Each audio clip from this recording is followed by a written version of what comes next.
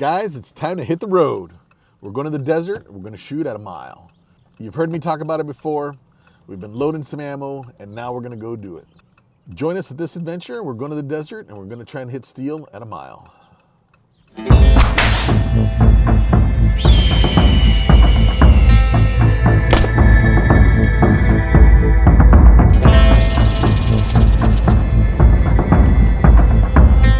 Guys, we've made it out to the desert. It's time to set up the targets before the mirage starts. Let's go. Safety first, guys. All right, guys, the range is cold. I'm heading out, set the targets and the camera.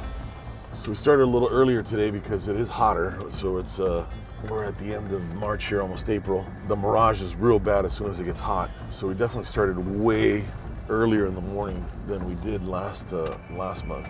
And it's really tricky because you get hot sun, and the mirage is so bad you can't see the impact on the dirt. We want to see where we're missing so that we can make the corrections. I mean, it looks like the ground is sizzling, honestly. You just can't see the impact. It's not, the bullet isn't hitting the dirt hard enough to see it that easy. So, I mean, what time is it? It's like 6 in the morning, 6:30. So we're shooting at 1786. So that's a mile, it's a solid mile. And we're shooting at a 2-foot by 3-foot target, actually 18 inches by 2 feet tall.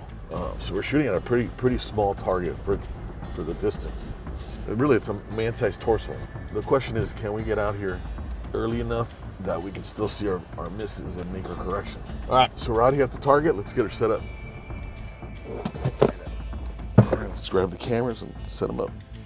All right, seal's done deal. Let's go shoot at it. First, hey guys, I need a range is clear. Heading back to camp. Guys, we got the targets out downrange. We're out at a mile. I want to just walk through with you some of the gear that we have. We're shooting out here in Mojave, and it's long range, desert. So we got two things that we're fighting against. We're fighting wind, and we're fighting mirage. And today's no exception. We're shooting out at a mile. I got my trusty HS Precision, topped with a Leupold Mark 5 scope, chambered in 300 PRC. I've got my Kestrel system that's dialed into our ammo. This is a HS Precision heavy tactical rifle with the detachable box magazine. It's one of my favorite rifles. I'm gonna do some more videos on it because I really enjoy shooting it a lot. So yesterday we were out here and we were hitting steel at 1,000, which in retrospect is pretty easy. We've got a secondary target at 1330 yards, and then we've got one out to a mile. It's about 1786, something like that. This is a new rifle for me. We have been playing with it for the last year or so. Full disclosure, this is our second time attempting a mile. It turns out that it's not that easy. So if you wait too long in the day, what we found out, you get a lot of mirage, but we also have the drone. We really found that the drone is a critical piece of gear in order to be able to see the hits. So we can hit just about anything we can see if we can make a correction. So in order to make a correction, we need to see where we're missing. So the setup's done. Let's get into it and start shooting before it gets too hot. Okay, go for it. Does everybody have ears on? Yes, sir. Yeah. All right, we're going hot. Are you on? I am. Whenever you're ready.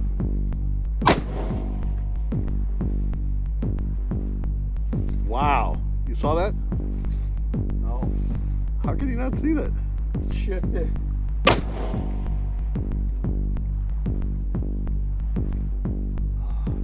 That was just, I'd say, 2 clicks below it and 1 click to the left.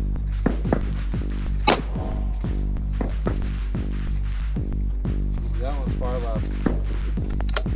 Okay, so you got to give me a relation to the plate.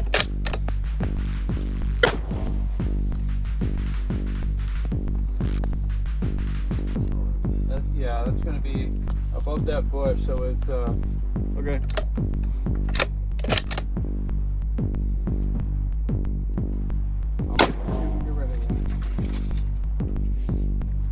Right above the bush. You're going over it. I know, guys, when you tell me you're going over it, that doesn't mean anything.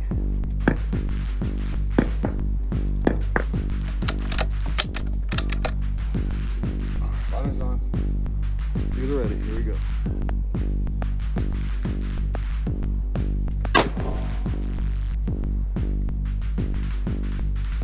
There's one one click to the right, right over the shoulder.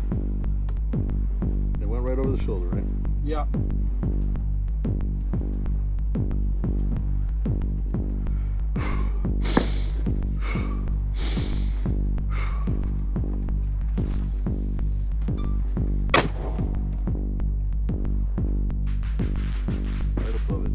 Directly above it, I'd say about. No, hold on, wait, listen.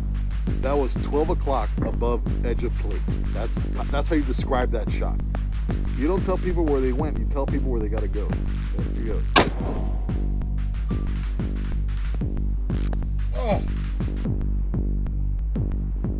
Yeah, what? You were low to the right.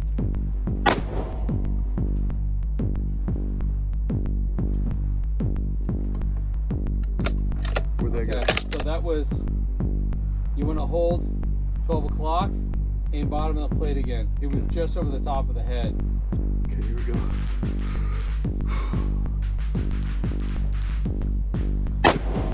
No win, that's a perfect shot. Where'd that go? That was 6 o'clock, 2 clicks below it. So if you aim off the target.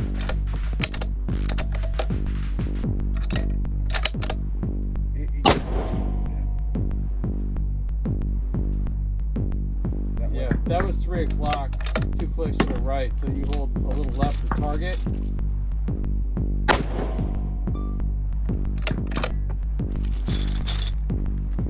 Where was that one? Oh man, you were right on it. Yeah, this doesn't mean anything. Like where?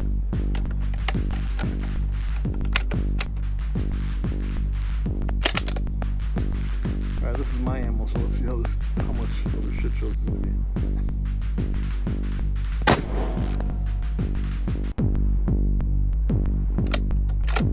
Where'd that go? Was it just me? He just whiffed it to the right. Just did. Yeah, so you were dead center. You were dead center, just slightly to the right of the target. So hold edge of plate, 9 o'clock.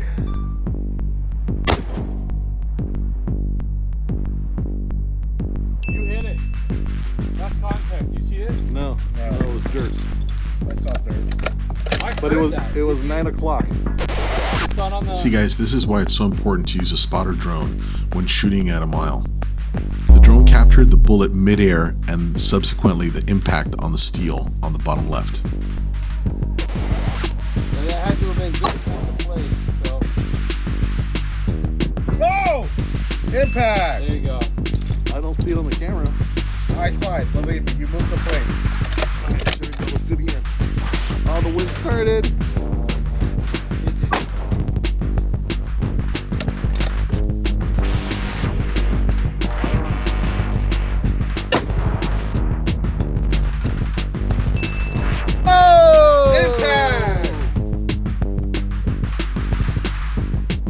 Yes! 1 mile, baby, 1 mile. Woo! Man, 1 mile. Well, guys, we were able to hit a mile. It took 2 attempts, 2 different trips out here. Conditions are a lot harder. Actually, maybe even a little harder than the last time we were here this time. But I just want to maybe kind of share some thoughts of what it's going to take, like kind of what are the techniques and what I used to accomplish it, to be successful. Critical component is your rear bag. You need a rear bag. You'll see some guys, they'll try and shoot this far from the bench. It's a lot harder to do it. I like shooting prone with a good bag in the rear. And basically you're using your left hand to squeeze pressure and that'll raise or lower the rifle. But you really need the bottom of that rifle, the bottom of the butt, you need it to be on here. You squeeze it and that'll get you up and down. Look, you don't need a super fancy rifle, but it is very, very nice to have one. And I certainly love and appreciate the hard work that the guys from HS Precision put in building these very accurate setups. So you're gonna need a powerful enough rifle. So a 300 PRC is kind of the beginning. A lot of guys would shoot 338 Lapua. I have one also, but I gotta tell you, if it's between 338 Lapua for target practice and a 300 PRC, I prefer this. And I'll tell you why. The recoil is less, the ammo's a little bit less, And I think that the bullet performance up to a mile is very similar. I know that the 338 Lapua will probably have a little bit more energy, so if in a tactical scenario, if you need to penetrate body armor, you'll probably go with the 338 Lapua. But for practical, you know, recreational target practice, the 300 PRC is really the latest in the technology, and it's definitely a very respectable round. You still have a good amount of power downrange at that distance. It bucks the wind good. You really need a spotting scope, preferably with a scale on it, so either mils or MOA. And the reason for that is when you see your impact where you missed, you're going to use that scale to make an accurate correction. Ideally, you want to have the same scale in your spotting scope that you do on your shooting rifle. Now this is set up for mils and that's MOA, but that's because most of the people that I shoot with, they're all MOA, and all the hunting rifles are in MOA. So I use that more for hunting rifle target practice than anything else. So in a perfect world, I'd buy one with a mil scale in it. I mean, I could do the conversion and stuff like that, so it's not a big deal. Understanding your ballistics, understanding your bullet drops. I have a Kestrel system that I showed you earlier. That really helps to kind of get you in the general area, but do not assume that you're going to get a first impact hit with the Kestrel calcs, because there's so many environmental variables that it's very difficult. You're going to be using that as your guideline to get to your impact, to your mark. And really you need your book with your data, so you're going to record every time you come to the range what you did, what distances, what your activity was, and you're going to develop a comprehensive dope card, which is data from previous engagements. And that really is going to be your historical data, and is going to be some of the most accurate inputs to calibrate at a new position if you're shooting. So right now we're shooting at 1796.